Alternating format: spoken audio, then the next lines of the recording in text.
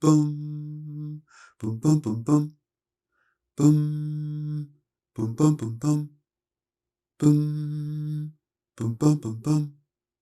Boom, boom, boom, boom. What's up, prick pals? It's your square esquire. And he's about to learn you something good to take your writing skills higher. If you wanna talk, against to walk the walk. Cause if the best way with words is what you want, just listen to your sexy savant. I'm the lovable prick. Now can you tell me you dig? Got some musical terms that you're misusing. You got to change how you've been choosing. If you wanna be in the know, hit the subscribe button down below. Settle down, straighten up, Yeah. and enjoy the show. Boom, boom, boom, boom. Boom, boom, boom, boom, boom. So yes, as all of you have doubtless come to realize by now, subtlety is not exactly my forte. Oh, I'm sorry, were you expecting a different word? I do believe I gave you the one you were expecting, fort. Appropriately enough for a lesson centered on sound, the first of the three words on our list today is fort, and its tricky pronunciation, as well as its more familiar Italian homograph, forte. Borrowed from French fond, and originally denoting the strongest part of a blade used for fencing, by 1682, the word had come to take on the figurative meaning of the strong point of a person, that in which he or she excels. Now, had the French fond been the only progeny of the original Latin fortis, we wouldn't have much occasion to discuss it at all. But to the benefit of music theory, as well as to the detriment of the undiscriminating masses, at least as early as 1724, the Italians had begun to employ the word forte, a musical direction that meant in a strong, loud tone, spelled identically with its French counterpart, pronounced quite differently. Ostensibly. In practice, every Tom, Dick, and Harriet mentioning someone's special aptitude started using the Italian pronunciation for the French word, much to the consternation of many usage critics, apparently beginning with Eric Partridge in his 1942 Usage and Abusage. And the lexicographical evidence does suggest that saying the Italian forte, when one meant the French fort, was very much in bad odor back in the mid-20th century. The dictionaries of that time don't even appear to record it as an alternative pronunciation. Flash forward to the present, and the battle appears to have been long since lost on every front, including in the 1997 revision of Usage and Abusage. Indeed, the redoubtable Janet Whitcutt, tasked with revising Partridge's original work, all but throws up the sponge and grants the Italian alternative pronunciation a modicum of legitimacy. So what does the careful speaker take away from all this? Number 1. Fort, for fort, unfortunately sounds identical to our English word fort, which, by the way, is related to the Italian and French words. And if there's any risk of confusion or befuddlement, it may be advisable to use the technically incorrect pronunciation much beloved by us all, which does have, to be fair, a 74% approval rating in the 2016 survey of the American Heritage Usage Panel.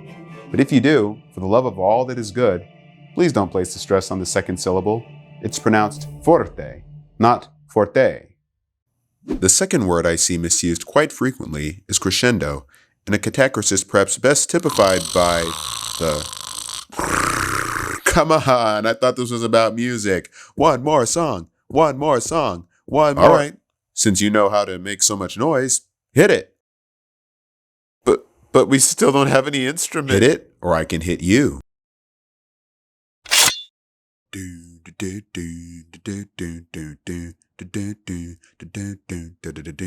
Now then, our misuse is typified by the following. Mansion's machinations have reached a crescendo. Guess they're assuming we don't know what a crescendo is, but maybe I'm assuming that you do. All right, let's backtrack.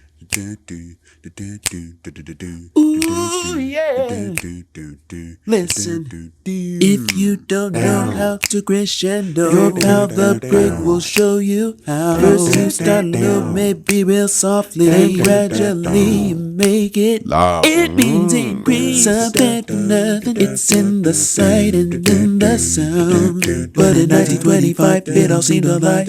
A new definition was found in the Great Gatsby. It was used for upbeat, the tippy top of the volume or force or intensity.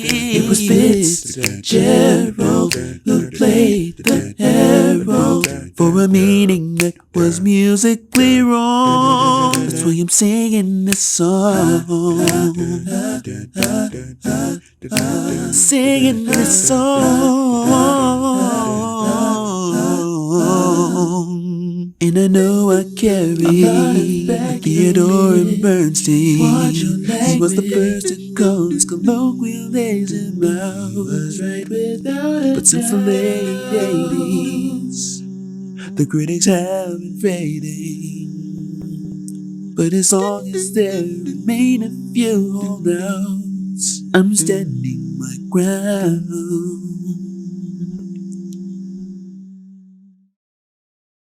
Now, the final word I'd like to discuss today isn't actually represented in the canonical usage literature.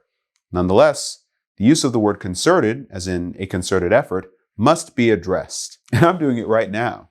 It's a common enough collocation, but most commonly, and distressingly, I'm seeing it applied to the efforts of a single entity as opposed to a group, which flies in the face of the derivation and meaning of the word. Since at least 1652, the adjective has been used to describe that which is done in coordination or jointly, which is to say, in concert with one or more other entities. Only since 1844, according to the Oxford English Dictionary, has it been used to describe an effort characterized by purpose or determination. My sense is that folks originally wanted the word concentrated, but somehow landed on the word concerted, kind of in the same way that when referring to limits or boundaries, we say parameters instead of the more technically correct perimeter. But it's still wrong, because a single person can't make a concerted effort any more than a single person can come to a collective decision. That's my judgment, and that's that. Wrong. False. You've been putting on a concert by yourself pretty much this entire time. Is that so? Oh, look who's Mr. Skeptical. End the video and you'll see. Now I've droned on long enough, but don't leave now in a huff. I've got 3 more things to say, you know it's true. Follow me on Twitter, you know I've always been a heavy hitter. You got a critique, just leave a comment below and don't be meek, don't be smart. For anxiety, I do it for society. Propriety is always in.